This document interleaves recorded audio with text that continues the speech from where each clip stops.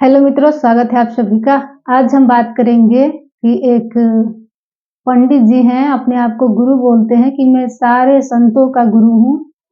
आप सभी जानते होंगे, खूब मोटे से हैं, आँख के अंधे हैं, रामभद्राचार्य नाम है उनका। आँख से ही नहीं, वो अकल से भी अंधे हैं कहीं न कहीं।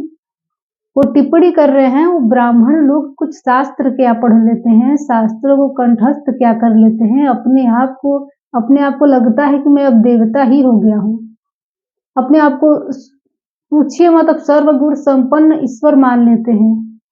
खासकर ये ब्राह्मणों का काम है, जो कि अपना अनुभव कुछ भी नहीं है उनके पास, दो कौड़ी का नहीं है। ये ब्राह्मणों को बुरा जरूर लगेगा, क्योंकि सत्य यही है। अगर शास्त्र पढ़ लेने से कोई ब्राह्मण हो जाता है, पूर्ण ब्राह्मण हो जाता है, तो कोई भी शास्त्र पढ़ के बन सकता है। फिर आप ही क्यों कह रहे हैं मैं ब्राह्मण घर में जन्म लिया हूँ, तो मैं ब्राह्मण हूँ? जन्म से कोई ब्राह्मण होता है क्या? जन्म से सभी शून्य पैदा होते हैं, कुछ भी नहीं होता है। अगर कोई शिशु जन्म लिया है, लड़का या लड़की कुछ भी कह लीजिए, उसको न बताया जाए, न सिखाया जाए, उसको एकांत में उसे छोड़ दिया जाए कि लो तुम यहीं पे बड़े हो जाओ, उसके पास कुछ भी रहेगा बताने के लिए? वो जो सिर्फ है मात्र, वो बस है, एक पेड़ जैसे है, बस वो है, कुछ भी नहीं।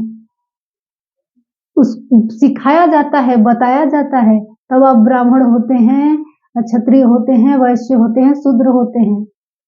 आप मात्र इंसान हैं। ये समझने में इंसान का जीवन बीत जाता है, लेकिन समझता नहीं है।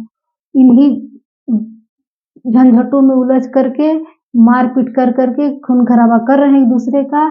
वो उसको नीचा दिखाने में लगा है, वो उसका नीचा दिखाने में लगा है, बस यही चल रहा है। वो कहते क्या हैं, ओशो पे खास तौर से बात कहते हैं, जो कि सबसे बड़े दार्शनिक रहे हैं। तो इतना ही कहेंगे कि वो ओशो पे टिप्पणी की है कि वो आध्यात्मिक है, उसके पास उधार्मिक था, कुछ भी नहीं है उसके पास, ऐसे बोल रहे हैं। हालांकि उनके पास है कि नहीं है, मैं उनकी अनुयायी नहीं हूँ कि मैं उनका पक्ष लेके लड़ रही हूँ या बोल रही हूँ। आपके पास क्या है? उनके पास तो अपना कुछ ज्ञान था भी। आपके पास अपना क्या है? शास्त्रों को साइड कर दिया जाए तो आपके पास क्या है अपना अनुभव? बताइए।